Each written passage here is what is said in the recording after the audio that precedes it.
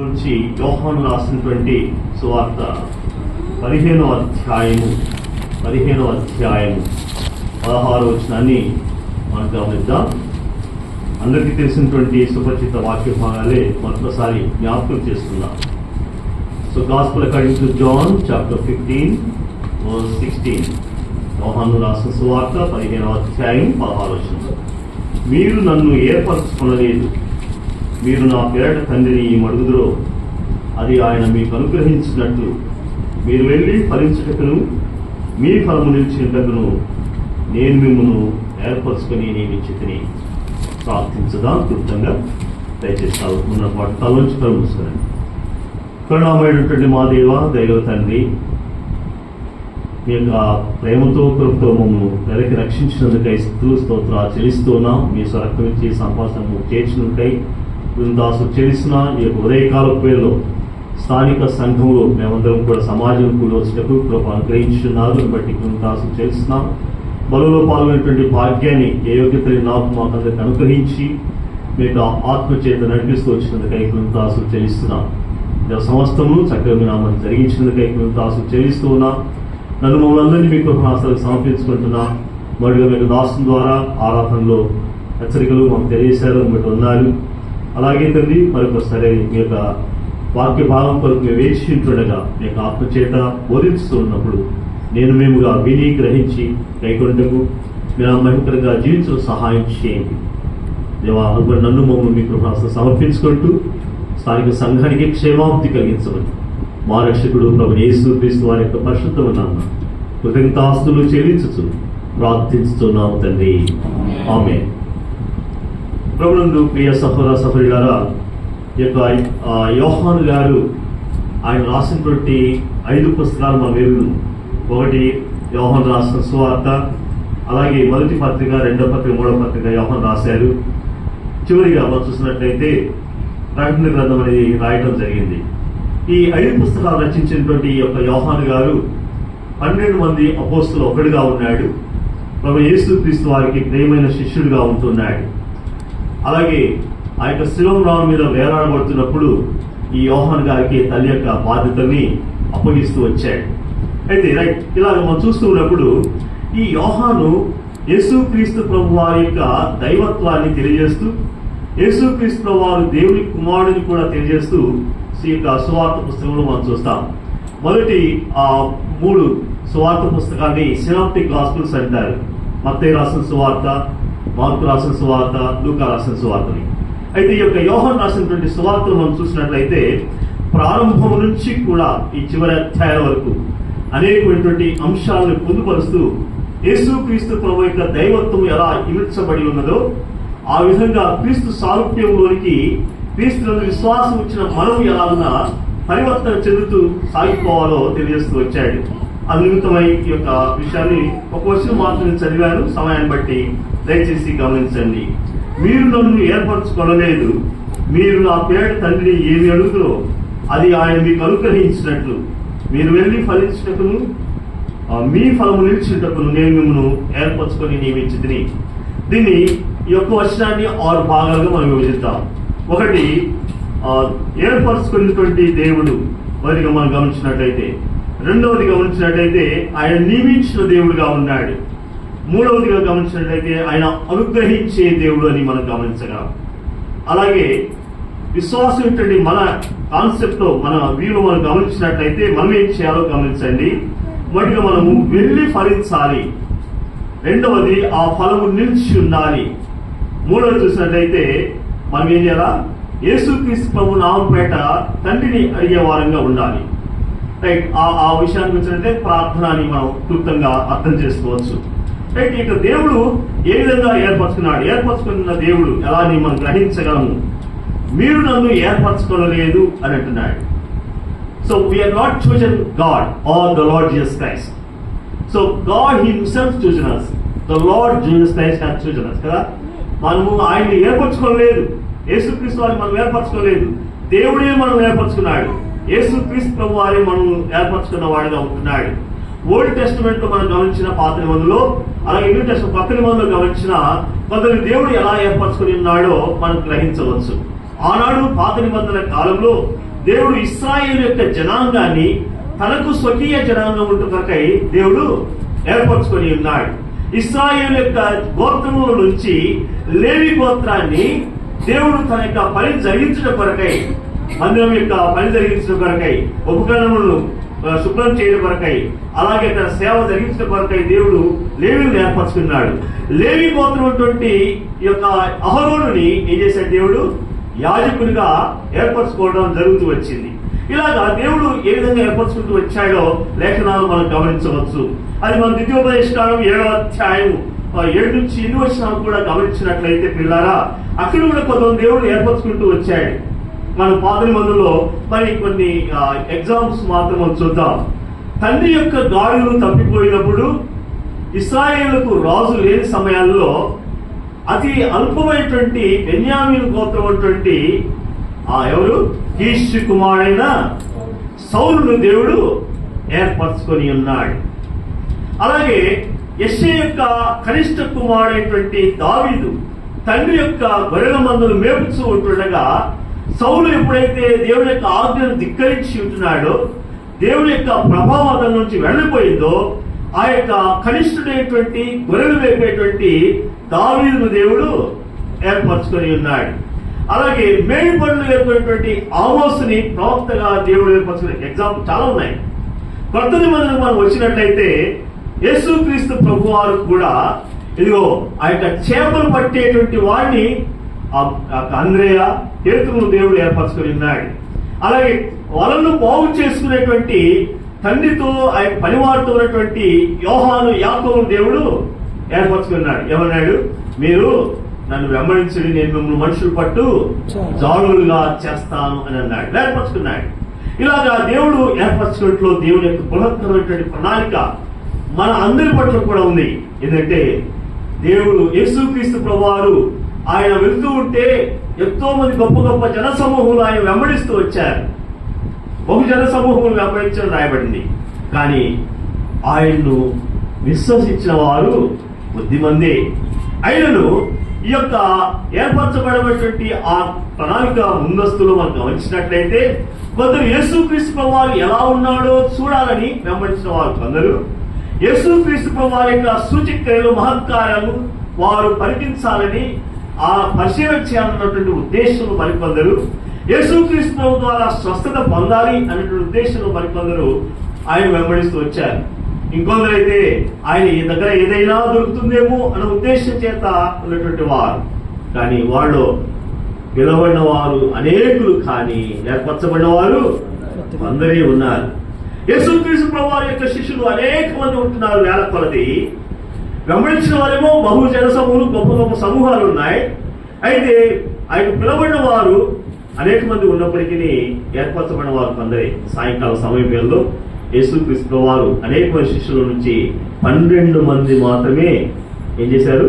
అపోస్తలుగా ఉన్నట్టుకు ఆయన ఏర్పరచుకుని వారిని నియమించాడు.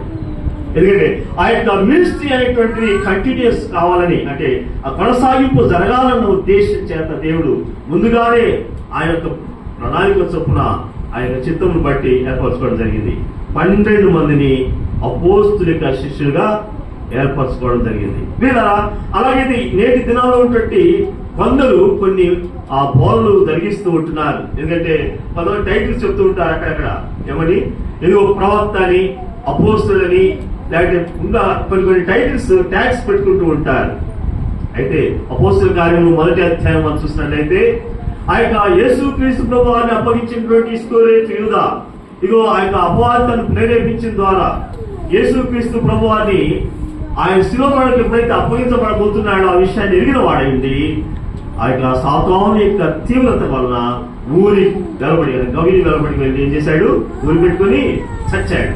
చచ్చినటువంటి ఈయన స్థానంలో 12వ వ్యక్తి అపోస్తులుగా ఉండటం కొరకై ఆయన కొన్ని అక్కడ ఉన్న అపోస్తులని అందరూ కూడా ఆలోచన చేసి కొన్ని అర్హతలు కలిగి ఉన్నారన్న భావన కలిగి వారు అక్కడికి వచ్చినప్పుడు కేవలం 2 మాత్రమే తేలారు. బాప్తీసు యోహాను మొదలుకొని క్రీస్తు ఏ విధంగా ఉపచారం ఆ యొక్క పరిచర్య జరిగించి ఆయన మనకొరకే కలవసం చనిపోయి సమాజం తిరిగి లేచున్నాడు, ఆరోహణమై వెళ్ళాడు. అప్పటి వరకు అయితే ఎవరు ఉన్నారో అది వాళ్ళు మాత్రమే అర్హులు. మనకు కూడా నోటిఫికేషన్ చాలా వస్తుంటాయి.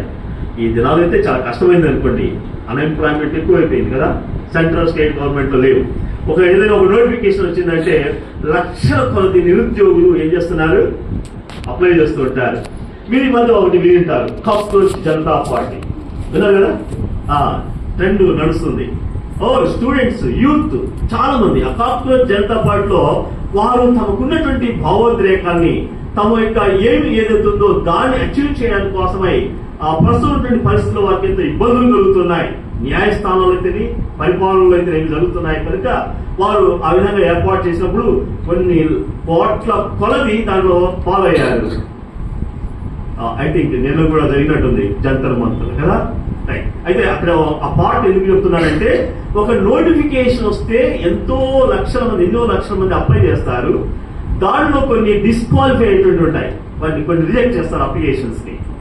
తర్వాత ఎగ్జామ్ కండక్ట్ చేసే సమయంలో అందరూ అటెండ్ కారు 100%, కొంతమంది మిగిలిపోతారు ఏదో కారణాల చేత. అండ్ ఆ యొక్క రాసిన ఎగ్జామ్ ఆ యొక్క క్యాండిడేట్స్ లో అందరూ కూడా క్వాలిఫై కారు, వాళ్ళు కొంతమంది డిస్క్వాలిఫై అయిపోతారు, కొందరుంటారు. అయితే ఇంటర్వ్యూ వచ్చే సమయానికి కొంతమంది మాత్రం పిలవడతారు. కానీ అపాయింట్ చేయాల్సిన ఎంతమంది, అక్కడ ఎన్ని పోస్టులు ఉన్నాయో వాడిని మాత్రమే అపాయింట్ చేస్తారు. సేమ్ థింగ్ మన యొక్క క్రిస్టియన్ రంగంలో మనం గమనించినట్లయితే, ఈ యొక్క స్క్రిప్చర్స్ ఆ ఇన్సైట్ లోకి మనం వెళ్తున్నప్పుడు ఆది కాలంలోనే యేసు క్రీస్తు ప్రభువు ఆయన అల్ఫా ఒమేగా ఉండి ఆ యెహోవా దేవుడిగా మనము ఓల్డ్ టెస్టమెంట్ చూస్తాం, న్యూ టెస్టమెంట్ లో యేసు క్రీస్తుగా మనం చూస్తున్నాం.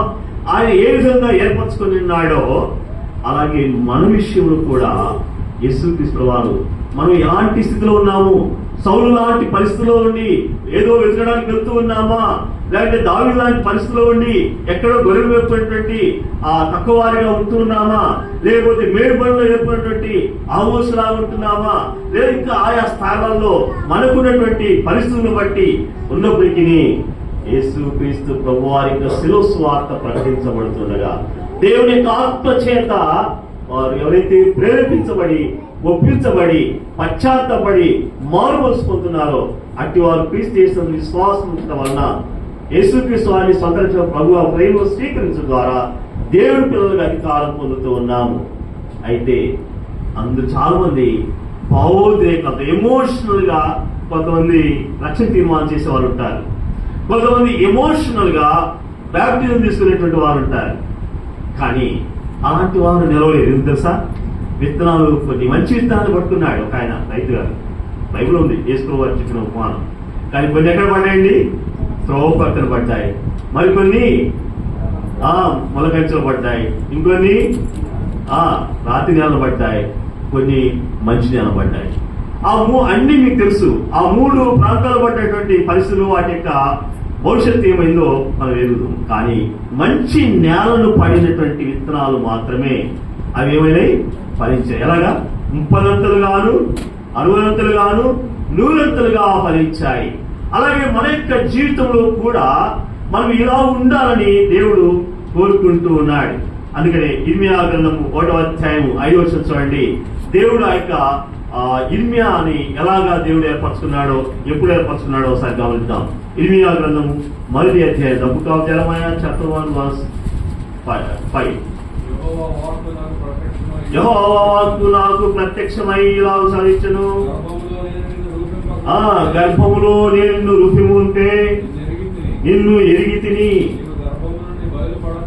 నీవు గర్భం నుండి బయలుపడక మునిపే నేను నిన్ను ప్రతిష్ఠించి తిని, జనములకు ప్రవక్తగా నిన్ను నియమించింది. ఇక్కడ మనం గమనించండి, దేవుని యొక్క వాక్కు ఇర్మియాకు ప్రత్యక్షమై సెలవిచ్చినటువంటి విషయాలు చూస్తున్నాం. దేవుడు ఎప్పుడు ఏర్పరచుకున్నాడండి, గర్భములో రూపింపక ఉంటే, తల్లి గర్భంలో రూపం ఉంటే ఎదిగి ఉన్న దేవుడు.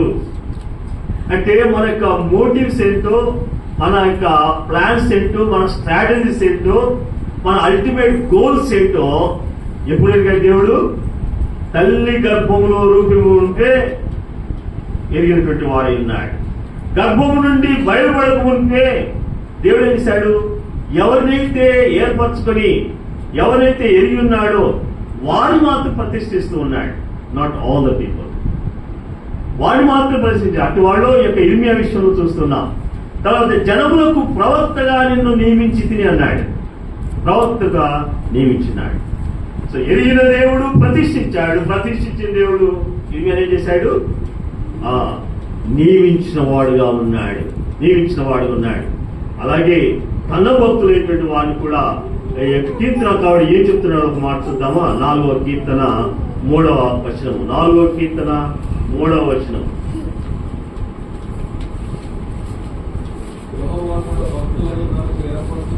యెహోవా తన భక్తులను తన కొరకు ఏర్పరచుకొని ఉన్నాడని తెలుసుకోండి. చూసారా? యెహోవా తన భక్తులు తనకు ఏర్పరచుకున్నాడని తెలుసుకొని అంటాడు. మనం తెలుసుకుంటున్నాం చాలా విషయాలు, మీడియా ద్వారా తెలుసుకుంటున్నాం చాలా విషయాలు. మీటింగ్స్ లో కూడా దేవుని యొక్క వాక్యాన్ని తెలుసుకుంటున్నాం, మంచిది.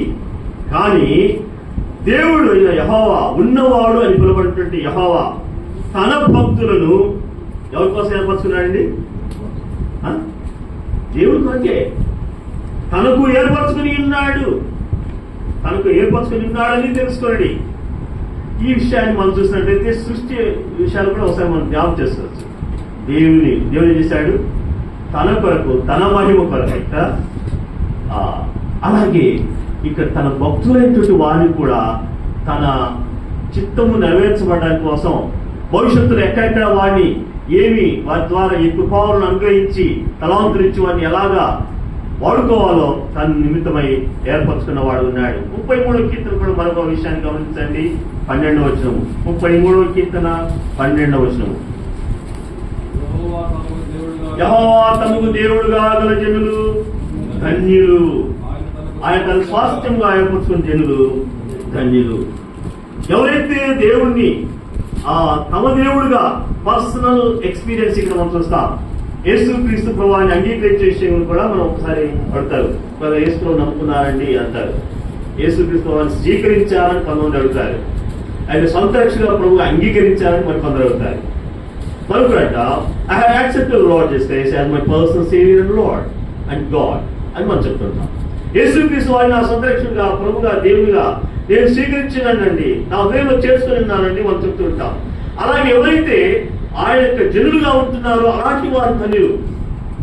తనకు స్వాస్థ్యముగా ఏర్పరచుకున్న జనులు. ఆయన తనకు స్వాస్థ్యంగా కొంతమంది ఏర్పరచుకుని ఉన్నాడట. భక్తులను తన కొరకు ఏర్పరచుకొని ఉన్నాడు. తనకు స్వాస్థ్యముగా ఏం చేశాడు? వీరిని ఏర్పరచుకొని ఉన్నాడు. మనం ఎదుగు బైబిల్లో మనకు పౌరస్థితి ఎక్కడుందండి? పరలోకమందు ఉన్నది. ఫిలిప్పీయులకు రాసిన 3వ అధ్యాయం వచనం. అలాగే అపోస్తలుడైనటువంటి పేతురు గారు భక్తుడు రాసిన మొదటి పత్రిక మనం చూసినట్లయితే మన కొరకై దేవుడు ఏదైతే సిద్ధపరిచి ఉన్నాడో ఆ స్వాస్థ్యం ఎలాంటిదట? వాడబారింది, అక్షమైంది, చాలా మహిమకరంగా ఉంటుంది. అక్కడ చిమ్మడ బట్టలు దొంగ ఎక్కి రాలేదు కదా. అంత శ్రేష్టకరమైన దాన్ని దేవుడు మన కొరకు సిద్ధపరుస్తున్నాడు. అందుకనే యేసుక్రీస్తు వారు యోహాను సువార్త 14వ అధ్యాయంలో మనం చూస్తాం. నేను ఉండు స్థలం మీరు ఉండులా, నేను మీ కొరకు స్థలమును సిద్ధపరుస్తానన్నాడు. ప్రభు వారు సిద్ధపరుస్తున్నాడు. అయితే ఈ భక్తులైనటువంటి వాడిని ఏ విధంగా ఏర్పరచుకున్నాడు? తనకు స్వాస్థ్యంగా ఉన్నట్లు ఏర్పరచుకొని ఉన్నాడు. తనకు స్వాస్థ్యంగా ఉన్నట్లు ఏర్పరచుకొని ఉన్నాడు. యేసుక్రీస్తు రాసిన పత్రిక 1వ అధ్యాయం మనందరికీ ఎరుగుదు. జగదుత్పత్తి వేరు అనగా భూమి పునాదు వేరుంటే మనం ఎవరు ఏర్పరచబడ్డాం? యేసుక్రీస్తులో ఏర్పరచబడిన వారిని. సరే, కొంచెం ముందుకు వెళ్దాం. దయచేసి గమనించండి. ఇలా ఏర్పరచుకున్నటువంటి యేసుక్రీస్తు వారు మనల్ని ఏం చేశారంటే పరిశుద్ధులుగా మార్చడానికి ఏర్పరచుకొని ఉన్నాడు. మనల్ని ఇదిగో పరిశుద్ధత కొరకే ఉండడానికి మనం ఏర్పరచుకొని ఉన్నాడు. ఏర్పరచుకున్న దేవుడు యేసు నియమిస్తూ ఉన్నాడు కూడా. ఏర్పరచుకున్నాడు, నియమిస్తున్నాడు కూడా.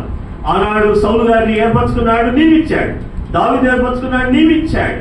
అలాగే అబ్రహాం విషయంలో కూడా దేవుడు ఏర్పరచుకున్నాడు. ఆ యొక్క స్వకీయ జనాంగం నుండి, తన దేశం నుండి, బంధువుల నుంచి బయలువెళ్ళమన్నాడు. ఎక్కడికి వెళ్ళాలో తెలియదు. నేను నీకు చూపించు ప్రదేశంలో ఒకదానికి అక్కడికి వెళ్ళమన్నాడు అంతే. అయితే సింపుల్ ఒబీడియన్స్ అక్కడ చూపించాడు కదా. హానెస్ట్ గా ఉన్నాడు ఎవరు? అబ్రహాం గారు. దేవుడి యొక్క పిలుపులో పడ్డాడు. ఆయన మాటను విశ్వసించాడు. నిరీక్షణ కలిగి వెళ్తూ ఉన్నాడు. ఎక్కడికి వెళ్ళాలో తెలియదు.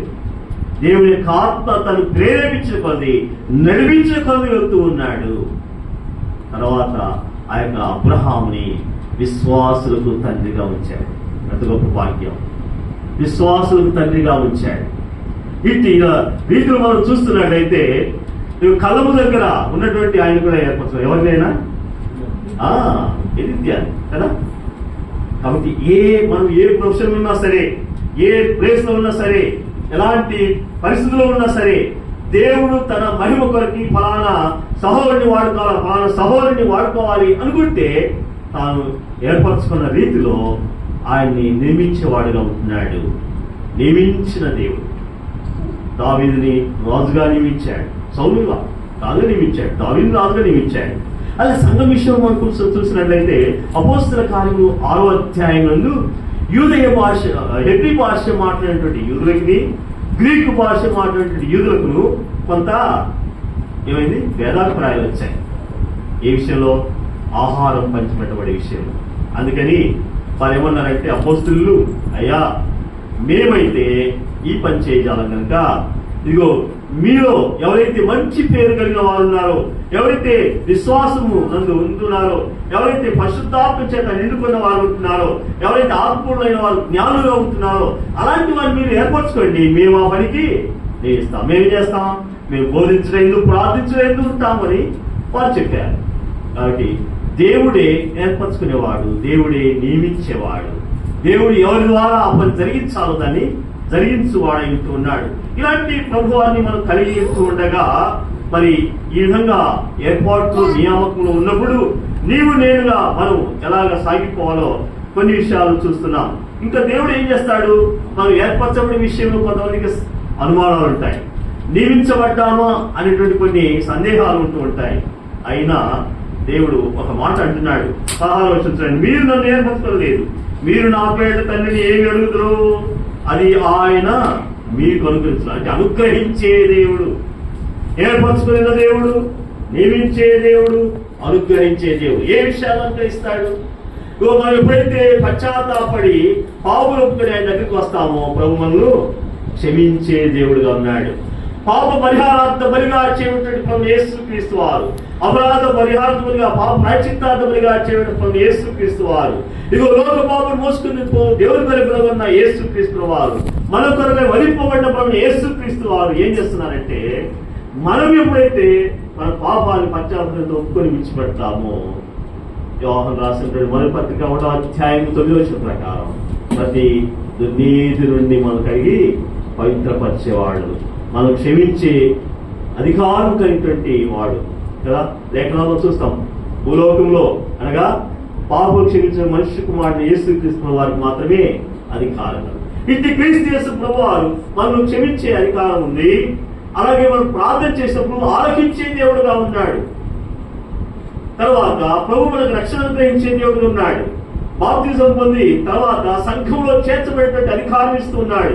అపోస్తల కార్యము 2వ అధ్యాయం చూసినట్లయితే ఆ దినంలో పేతురు గారు స్వార్థ ప్రకటించినట్లయితే దాదాపు 3000 మంది విశ్వసించి బాప్తిజం పొందారు, సంఘంలో చేర్చబడ్డారు.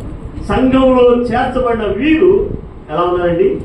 ఆ కింది వచనాలు చూసినట్లయితే 42వ వచనంలో, వీరు అపోస్తలుల బోధ యందును సహవాసమందును ప్రార్థన చేయటందును ఎలా ఉన్నారట? రొట్టె విచ్చినందు ఎడతెక్కున్నారు. కిందిగా వచ్చినట్లయితే వారందరూ కూడా ఏం చేశారు? ప్రతి దినము దేవాలయంలో తప్పక కూడుకొలుచు అనే మాట రాయబడింది అక్కడ.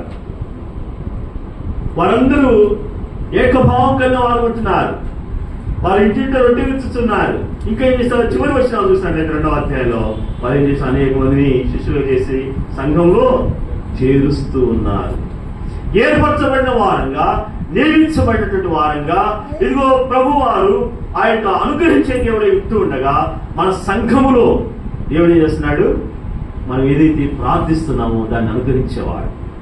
వ్యక్తిగత విషయాలు కావచ్చు, మనం ఇంట అలాగే కుటుంబ విషయాలు కావచ్చు, సంఘం గురించి విజ్ఞాపన చేసే విషయాలు కావచ్చు, ఇదిగో ఉన్నటువంటి వారు ఆధ్యాత్మికంగా బలపడే విషయం కావచ్చు, వృద్ధులైనటువంటి ఆరోగ్య విషయం కావచ్చు, అనేక మంది బలహీన యొక్క ఆరోగ్యం కొరకు కావచ్చు, నిరుద్యోగుల ఉద్యోగం కొరకు ప్రార్థిస్తూ కావచ్చు, అలాగే పిల్లల యొక్క చదువుల విషయంలో మంచి భవిష్యత్తు కలిగిన దాని కోసం ప్రార్థించవచ్చు.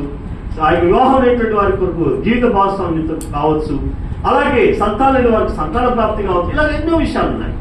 అంతేకాదు రాజులు అధికారులు ఎంతమంది ఉన్నారు కదా, వారి కొరకు ప్రార్థిస్తున్నాం, కానీ వారి యొక్క మారు మనసు రక్షణ కొరకు కూడా మనం ప్రార్థించాం. తిమోతికి రాసినటువంటి మన పత్రిక 2వ అధ్యాయం చెప్పండి రీతిగా దేవుడి దృష్టికి అనుకూలం మంచిది అది. అక్కడ ప్రార్థన విజ్ఞాపన చేయడం ఇవన్నీ చేసినప్పుడు దేవుడు ఏదో కార్యం జరిగిస్తాడు. ఒకప్పుడు అంటే నేను చిన్న వయసులో ఉన్నప్పుడు చాలాసార్లు వింటున్నప్పుడు USSR అని ఉండేది. చాలా కఠినమైనటువంటి వారు, భయంకరమైనటువంటి ఆ యొక్క లెనినిజం, మావోయిజం కలిగినటువంటి వారు, అలాంటి మార్క్సిజం కలిగినటువంటి వాళ్ళు ఎంతో మంది క్రైస్తవులు సీక్రెట్ గా ఉన్నప్పుడు వారిని వెంటాడి చంపేసినటువంటి వారు, రంపాలతో కోసినటువంటి వారు, కత్తులతో కోసినటువంటి వారు, తల్లిదండ్రులుగా పిల్లల్ని చంపేసేవారు, పిల్లలుగా తల్లిదండ్రులు చంపేసేవారు, బహు ఘోరంగా చర్మాలు వచ్చేటువంటి వారు. కానీ ఎంతో మంది క్రైస్తవ భక్తులు ప్రపంచంలో వారు కన్నీళ్లు విడిచి ప్రార్థన జ్ఞాపకం చేస్తుండగా ఒకానొక దినం వచ్చింది. గోర్బచ్చేవ్ కాలంలో ఏమైంది, దేవుడు వారి యొక్క మనసును మార్చాడు. USSR విడిపోయింది. కొంతమంది అక్కడక్కడ ప్రభు చేత ఎన్నుకోబడిన వారుగా ఉన్నారు. ఇలా చైనాలో ఉన్నటువంటి మావోయిజాన్ని మనం చూసినట్లయితే అక్కడ అరణ్యానికి వెళ్ళి ఎంతో మంది దేవుడిని సేవించేటువంటి వారు. ఆ మాట విన్నప్పుడల్లా మనం టార్చర్ మ్యాగజైన్స్, ఇంటర్నేషనల్ మ్యాగజైన్స్ చూసినప్పుడు ఈ యొక్క నిర్గమకాండంలో మోషే గారు ఆ యొక్క ఫరోరాజు దగ్గరికి వెళ్ళి అడుగుతాడు కదా, ఎవరు హెబ్రీ వారిని విడిపించి ఎక్కడ తీసుకెళ్ళాక, ఇదిగో అరణ్యములో మా జీవంలో దేవుని మేము సేవించాలి, లేదా మేము పూజించాలి, పంపండి అని అంటారు. కానీ అంత సులువుగా ఆయన పంపలేదు. ఉదయం బాగా కఠినమైంది. అయితే ఆ యొక్క చైనా దేశంలో ఇప్పుడు ఎంతో క్రైస్తవం విస్తరించింది, క్రిస్టియానిటీ వ్యాపించింది. చాలా మంది యేసుక్రీస్తు ప్రభు అంగీకరించారు. ఎంతో మంది విశ్వాసులు తయారయ్యారు. ఎంతో మంది సేవకులు కూడా తయారవుతున్నారు. చాలా చోట్ల వారు దేవుడి మహిమతో జీవించేవారు. కానీ అంత సులువు కావాలని చాలా మంది కాల్చబడ్డారు, అనేక రీతులు చంపబడ్డారు. కానీ ఎక్కడైతే హింస ఉందో అక్కడ ఏమైంది, ఫలింపు ఉంది. అది నెక్స్ట్ మనం వెళ్ళిపోదాం. ఆ వారంలోకి వెళ్ళంటే ఇక్కడ దేవుడు యేసుక్రీస్తు వారు దేవుడు మనకు ఆయన అనుగ్రహించేటువంటి విషయాలు చాలా ఉన్నాయి. ఆయన ఏం చేస్తున్నాడు, నిత్య జీవం అనుగ్రహిస్తున్నాడు. ఆయన ఏం చేస్తున్నాడు, ఇంకా మనకి పరిశుద్ధాత్మను కూడా అనుగ్రహించాడు. ఏమన్నాడు, ఇక నేను వెళ్తాను, ఇదంతా దుఃఖపడుతుంటే మీరు దుఃఖపడద్దయ్యా అమ్మ. ఏమన్నాడు, నేను వెళ్ళి మీకు ఒక ఆత్మను ఆదరణకర్తను పంపిస్తాన్నాడు. ఆయన వచ్చి ఏం చేస్తాట, పాపమును గూర్చియు నీతిని గూర్చియు తీర్పును గూర్చి లోకమును ఒప్పింపజేస్తాడు. ఒప్పింపజేసే ఆదరణకర్తని, మనకు ఎల్లప్పుడూ తోడు ఉండే ఆదరణకర్తను, కంటికి కనిపించబోయిన మన హృదయంలో మనలో ఉండి నడిపించే ఆదరణకర్తను, ఇన్విజిబుల్ గా ఉండి మనకు సెక్యూరిటీ ఇచ్చే, మనల్ని కొనసాగించి మనం బోధించి నడిపించేటువంటి ఆదరణకర్త పరిశుద్ధాత్మని మనకు అనుగ్రహిస్తూ ఉన్నాడు. వీళ్ళ మనకు చారికమైనటువంటి ఆత్మీయమైనటువంటి అవసరాలు కొన్ని ఉంటాయి, ప్రార్థిస్తుంటాం, దేవుడు అనుగ్రహిస్తూ ఉంటాడు. ఆత్మీయమైనటువంటి వరాలు, తలాంతులు కలిగి ఉంటాం, దేవుడు వాటిని అనుగ్రహిస్తుంటాడు. కొంచెం ముందుకు వెళ్దాం. మనం గమనించినట్లయితే ప్రజల విషయంలో విశ్వాసం గురించి మాట్లాడుతుంటున్నాడు. చూడండి 16 మీరు నన్ను ఏర్పరచుకోలేదు, మీరు నా పేట తల్లిని ఏమి అడుగురు, అది ఆయన మీకు అనుగ్రహించినట్లు మీరు వెళ్ళి ఫలించుటకును మీ ఫలించుటకు నేను మిమ్మల్ని ఏర్పరచుకొని నియమించి తిని. ఏమన్నాడు, వెళ్ళి ఫలించాలి. ఉన్న చోట ఉంటే ఏమవుతుంది, సమస్యలు వస్తాయి. ఎగ్జాంపుల్ మీకు తెలుసు, రెయిన్ ఫాల్ జరుగుతుంది కదా, అప్పుడు వర్షాలు పడుతుంది. బాగా వర్షాలు పడ్డప్పుడు వర్షం అలాగా ఆ నీరంతా వెళ్ళిపోతుంటే పర్వాలేదు, వెళ్ళకపోతే ఏమైంది, ఓ చోట స్టాగ్నేట్ అవుతాయి, ఒక చోట ఉండిపోతాయి. మీకు ఇంతకుముందు తెలుసు, ఒక వరద వచ్చినప్పుడు సిగ్నల్ అన్ని కూడా మునిగిపోయాయి కదా, కొన్ని ఇళ్ళు ఎంతోమంది నష్టపోయారు, ఆస్తి నష్టం కదా, ప్రాణం కూడా కోల్పోయారు. రైట్. ఎప్పుడైతే స్టాగ్నెంట్ గా ఉంటుందో అక్కడ ఏమైతాయంటే, డాక్టర్ గారు ఇక్కడే ఉన్నారు, మీకు అందరూ తెలుసు, ఏమంటారు, ఎక్కడైతే అవి ఉంటాయో అక్కడ పరిసరాలు శుభ్రంగా ఉండవు కాబట్టి ఏమవుతుంది, బ్యాక్టీరియా, వైరస్లు, అంటువ్యాధులు ప్రబలుతాయి, సమస్యలు వస్తాయి. శారీరకమైనటువంటి రోగాలు, ఎన్నో వ్యాధులు వస్తూ ఉంటాయి. సేమ్ థింగ్ అదే. మనం ఏం చేయాలంటే ఒక స్టూడెంట్ అయినా, నీవైనా సరే, నీ కాలేజ్ క్యాంపస్, నీ స్కూల్లో అయితే, నువ్వు ఒక ఎంప్లాయీ అయితే, ఇదిగో నీ యొక్క కొలీగ్స్ మధ్య, నీ ఆఫీస్లో, ఇదిగో నువ్వు ఒక గృహిణి అయితే, నీ ఇంట్లో, నీ ఇరుపరు వారి మధ్య, స్త్రీలలో, ఇదిగో నువ్వు ఇంకా ఎక్కడికైనా ప్రయాణం చేస్తుంటే, ప్రయాణికులతో సరే, మీరు వెళ్ళి ఫలించాలి. We had bear the fruit. We had go and bear the fruit. వెళ్ళాలి, ఫలించాలి. ఫలించలేకపోతే ఏమవుతుంది? వెళ్ళి ఫలించకపోతే ఏమవుతుంది? అన్ని ఒక చోట ఉంటే ఏమవుతుంది? కాబట్టి మనం ఫలించుతూ ఉన్నప్పుడు, మనం వెళ్ళి ఫలిస్తూ ఉంటే, మన ఫలింపును చూసి, మన ఫలభరితమైన జీవితాలను చూసి అనేకులు క్రీస్తు వైపు ఆకర్షించబడతారు. అనేకులు మన యొక్క సంఘానికి చేర్చబడతారు. ఈ సభలు అంతగా అభివృద్ధి పొందుతాయి. సభ్యులు విశాలపరచబడతాయి. ఇది నా బాధ్యత, మనందరి బాధ్యత.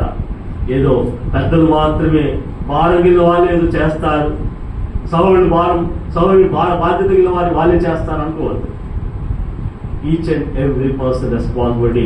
ఎందుకంటే మీరు అపోస్తలుడైన పౌలు కొరింథీయులకు రాసిన మొదటి పత్రికలో 11వ అధ్యాయాన్ని చూసినట్లయితే, ఆయన శరీరం రక్తం తాగేవారు ఏం చేయాలట? ప్రభుత్వం ఏం చేయాలా? ఆయన మరణమును ప్రచురం చేయాలి. ఈరోజు ఇప్పుడు అందులో అంతా చాలా పెద్దలు ఏమనుకుంటారు మాట. ఈరోజు ఎంతమంది పనుల్లో పాల్గొన్నారు? Can you raise your hand? ఈరోజు పనులు పాల్గొన్నాం కదా, ప్రభు శరీరాన్ని తిన్నాం, ప్రభు యొక్క రక్తాన్ని తాగా. ఎంతమంది పనులు పాల్గొన్నారండి? నేను కూడా పాల్గొన్నాను. రైట్, ఇంతమంది, చాలా సంతోషం. అయితే మరి మనం అందరం కూడా ఏం చేయాలట? నేను ఊరికే చెప్పట్లేదు, తిప్పండి. కొరింథీయులకు రాసిన మొదటి పత్రిక 11వ అధ్యాయం 26వ వచనం చూడండి. 26వ వచనం, మీరు ఈ రొట్టెను తిని ఈ పాత్రను త్రాగునప్పుడల్లా ప్రభు వచ్చు వరకు ఆయన మరణమును ప్రచురించు. విన్నారండి? ఏమ్మా అయ్యా, విన్నారా? నా సొంత మాట కాదు, చాలాసార్లు వినింటారు, పెద్దలు హెచ్చరించి ఉంటారు. ఇక్కడ ఏంటంటే, ఎవరైతే ప్రభు యొక్క శరీరమైనటువంటి ఈ యొక్క రొట్టెను తిని మన కొరకు కాచినటువంటి పరిశుద్ధ రక్తమైనటువంటి ఈ యొక్క పాత్రలను తాగి ఉన్నారో, అలాంటి వారందరూ కూడా యేసు క్రీస్తు ప్రభు యొక్క ఏం చేయాలంట? మరణమును ప్రచురించాలి. We have to proclaim the death and resurrection of the Lord Jesus Christ. యేసు క్రీస్తు ప్రభు యొక్క మరణ పునరుత్థానాన్ని మనం ప్రచురించే వారు ఉండాలి. What is the root cause of the Christianity? ఈ క్రైస్తవ్యానికి మూలమైనటువంటి లేదా వేరు లాంటి ఏంటిదయ్యా అంటే యేసు క్రీస్తు ప్రభు యొక్క మరణ పునరుత్థానమే. చాలా మంది చనిపోతున్నారు, కానీ పునరుత్థానం బతికిన వారు ఎవరు లేరు, యేసు క్రీస్తు ప్రభు మాత్రమే. అందుకని కొరింథీయులకు రాసిన మొదటి పత్రిక 15వ అధ్యాయం చూస్తాం కదా, ఇప్పుడైతే నిద్రించిన వాళ్ళు క్రీస్తు ప్రథమ ఫలముగా లేపబడి ఉన్నాడు. యేసు క్రీస్తు వారి శరీరధారైన దినాల్లో చనిపోయినటువంటి వారిని లేపాడు. యాయిరు కుమార్తెను లేపాడు, విధవరాల కుమార్తెను లేపాడు కదా, ఇలాగ కొందరు లేపాడు. లాజరును కూడా బ్రతికించాడు. అయితే పాపం చేత చచ్చిన వారు భూలోకంలో ప్రజలందరూ ఉన్నారు కనుక వీరిని బ్రతికించగల వారు ఎవరు లేరు. అందునిమిత్తమే ఆ ప్రభు యేసు క్రీస్తు వారు మాత్రమే ఆ పరలోకం నుండి దేవుని యొక్క సౌఖ్యం కలిగిన వాడిని సమానంగా ఉండటం, విడిచిపెట్టుకోవడాన్ని భాగ్యం ఎంచుకోకుండా ఆయన చేశాడు, మనుషుని పోలికగా పుట్టాడు, దాసుడి స్వరూపం ధరించాడు, బుద్ధి జ్ఞాన సర్వసంపన్న వాడైంది, ఆకాశ వాక్యంగా విప్పి పదాలంతా విస్తారమైన దేవుడు కుమరించేటువంటి గొప్ప ఐశ్వర్యవంతుడైన దేవుడైంది కూడా ఏమయ్యాడు మన కోసం? తాను రిక్తునిగా చేస్తున్నాడు. ఎంత రిక్తుగా చేస్తున్నాడు. అట్టి క్రీస్తు యేసు ప్రభు ద్వారా నీవు నేను రక్షించబడిన వారమై ఉన్నాం. ఆ ప్రభు పడిన పలు శ్రమను, ఆ దేహం ఏ విధంగా పట్టబడిందో, బెత్తం చేత పట్టబడిందో, పడాల చేత పట్టబడిందో, ఆ దేహం ఏ విధంగా ఎన్ని గాయాలు పొంది ఉందో, ఆ ప్రభు యొక్క తల ముళ్ళకిట మొద్దుపడినప్పుడు ఏ విధంగా ముళ్ళు గుచ్చుకొని రక్తం స్రవించిందో, చేతుల్లో చీలు పట్టినప్పుడు ఏ విధంగా కష్టం సహించిందో, కాలంలో మేలుపెట్టినప్పుడు, ఆ యొక్క వీపంతా నగచాలో దున్నబడినప్పుడు, కడకు ఆ యొక్క ప్రక్కలో హృదయపట్ల బలిపోటు పట్టినప్పుడు నీరు సైతం కాలింది, నీరు రక్తం కాలి. ఇంతగా యేసుక్రీస్తు వారు నా కొరకు, నీ కొరకు, మన కొరకై సర్వలోకమైనటువంటి మానవాళి యొక్క పాప పరిహారం కొరకై ప్రాయశ్చిత్తార్థ బలిగా చేయబడి ఉంటుండగా ఆయన యొక్క శరీరాన్ని భుజిస్తున్నప్పుడు అన్ని మనం తలుసుకోవాలి. ఆయన రక్తాన్ని సేవిస్తున్నప్పుడు గొర్రెలకు కోళ్ళకి ఎట్లయితే మేకలకి రక్తం మనం పాపం తీసేయట అసాధ్యము. ఒకవేళ రిచ్ పర్సన్ అనుకునవచ్చునేమో, నీ దగ్గర వెండి బంగారం అనుకునవచ్చునేమో, వెండి బంగారం క్షయసూచన మనం విమోచించబడలేదు. పవిత్రుడు, నిర్దోషి, నిష్కల్మషుడు, పాపులు చే ప్రత్యేకం ఉన్నవాడైనా యేసుక్రీస్తు ప్రభువారు లోక పాపులు మోసుకుని పో దేవుని గొప్పలో వచ్చి వాడిగా చెప్పని రీతిగా ఆయన వధింపబడిన గొరకులైనాడు. ఆయన పరిశుద్ధ రక్తంలో మన యొక్క వస్త్రం దేహమైనటువంటి మన జీవితాలు వస్త్రాలు ఉరుక్కొని తెలుపు చేసుకున్నటువంటి వారమై ఉంటున్నాము.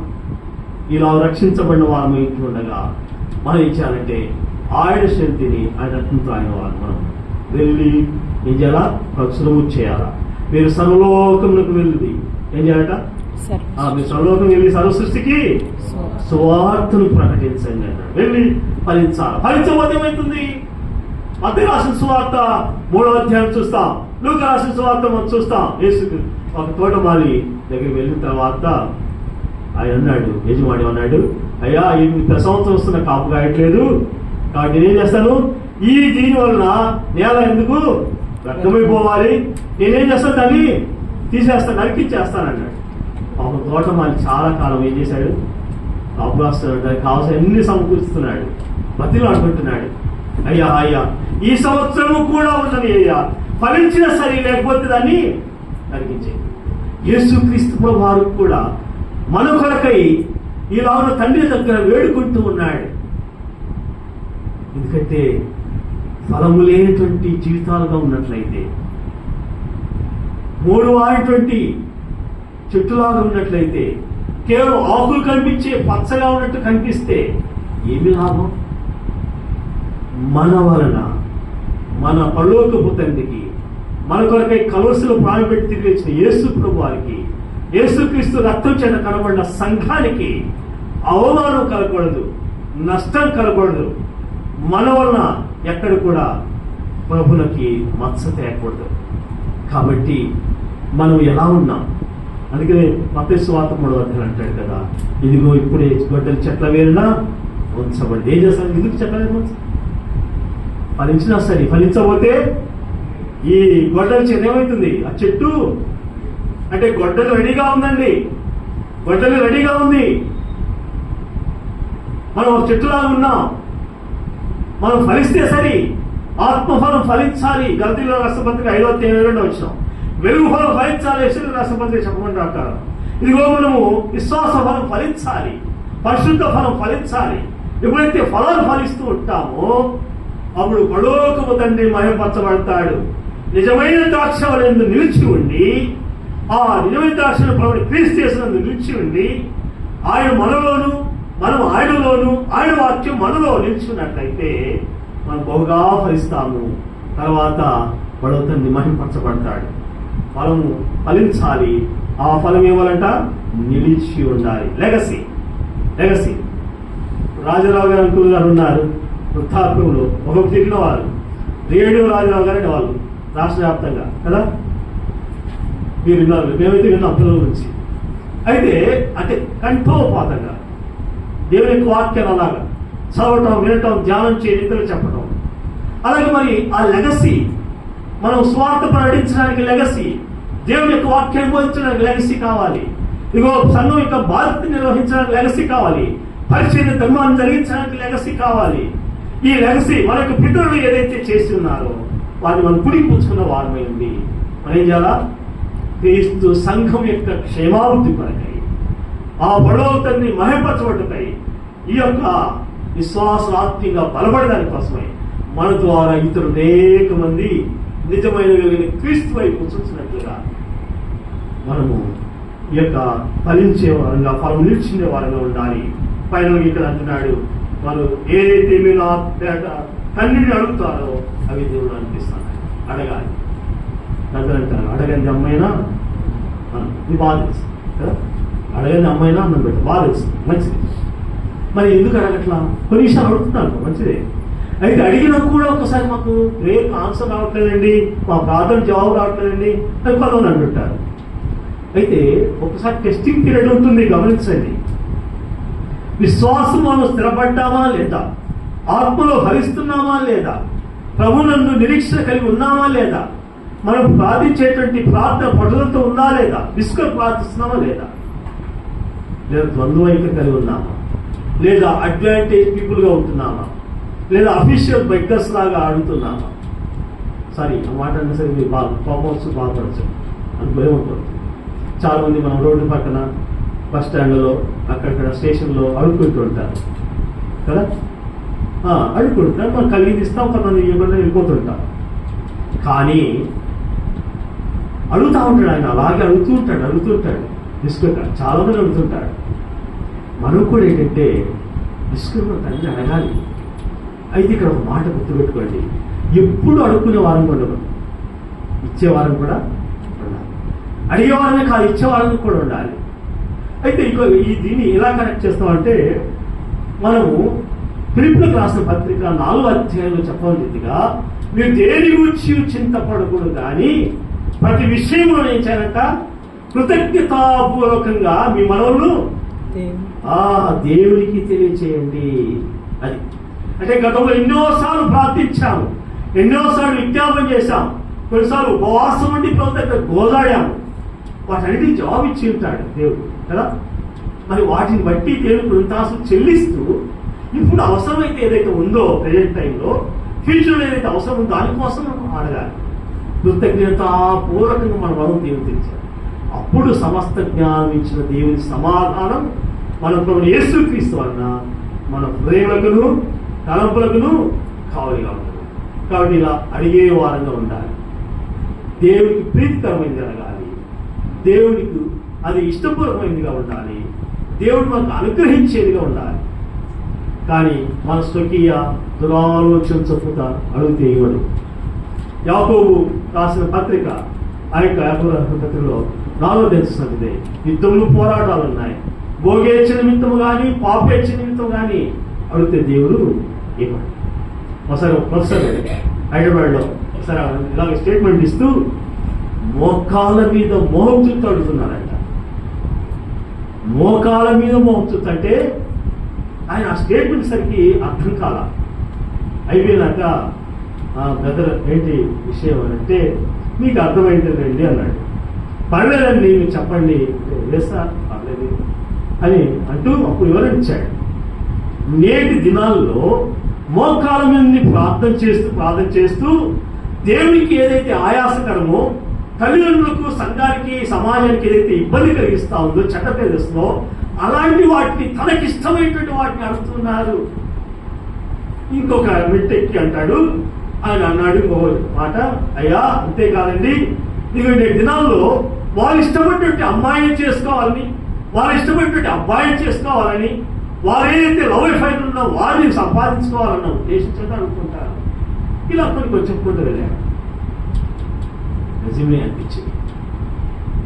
కానీ అది దేవునికి అంగీకారం కాదు, సంఘానికి క్షేమకరం కాదు, మన తల్లిదండ్రులకు సంతోషం కాదు, మన భవిష్యత్తు కూడా అది ఉత్తర భవిష్యత్తు అది క్షేమకరం కాదు.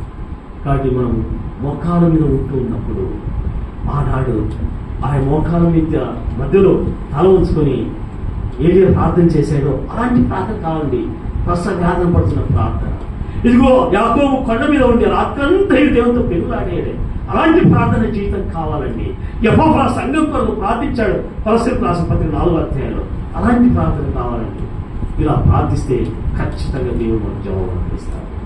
పిల్లరా, దేవుడు మనం ఏర్పరచుకున్న దేవుడు, దేవుడు నియమించే దేవుడు, దేవుడు అనుగ్రహించే దేవుడు. విశ్వాసం నీవు నేను మనం ఎలా ఉండాలా?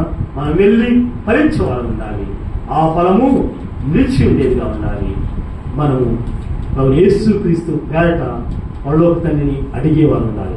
కొంతమంది అంటుంటారు, లాస్ట్లో అంటారు, ఆమె అని కూడా స్పష్టంగా చెప్పట్లేదు. రోజుల్లో వందనాలు కూడా చెప్పలేని పరిస్థితిలో చేతులతో లేని పరిస్థితిలో ఉంటారు. కానీ కొంతమంది ఈ వీడియోలలో కొంతమంది విని ఏమంటారంటే యేసుక్రీస్తు నామమున పొందుకున్నాము తండ్రి ఆమేన్ అంటున్నారు. అట్ట కూడా అంట కొంతమంది మేము పొందుకున్నాము ఆమేన్ అని అంటున్నారు. యేసుక్రీస్తు ప్రభు నామం పేట అన్నమాట వాడట్లేదు. పరలోకం తండ్రికి ప్రార్థించట్టు కూడా అనట్లేదు. పొందుకున్నాం. ఏం పొందుకున్నాం? అయితే దేవుడు మాకు అనుగ్రహించిన వాటిని పొందుకున్నామని నమ్మి దేవుడు కృతజ్ఞతాస్తులు చెల్లించి క్రీస్తు యేసు నామమున పేట ప్రార్థించవలసిన వారమై ఉన్నాం. ఇలాంటి కొన్ని పరిస్థితులు ఉంటున్నాయి. మనం గమనిద్దాం, మనం ఆలోచిద్దాం, ప్రార్థనాపూర్వకంగా ముందుకు సాగిపోదాం. మనం వెళ్దాం, ఫలిద్దాం, సంఘంలో చేరుద్దాం, ఆ ఫలం నిలిచినట్టుగా చూద్దాం. ఇదిగో ఫలానా వారు వాక్యక్తి నేను ప్రభు నమ్ముకున్నాను, ఫలానా వారు వాక్యక్తి నేను ఆత్మీయంగా మెరుగు పొందాను, ఫలానా సంఘాన్ని నేను నడిపిస్తే వారు ఇంకా ప్రభులో వదిలుతున్నారు, సంఘంలో వాడబడుతున్నారు అనేటువంటి ఆ ఫలం నిలిచిన ఫలంగా నుండి మనం ముందు సాగు. దేవుడి కొద్ది వాక్యం దీవించగాక అవకాశం ఇచ్చిన ప్రజలకు సంఘానికి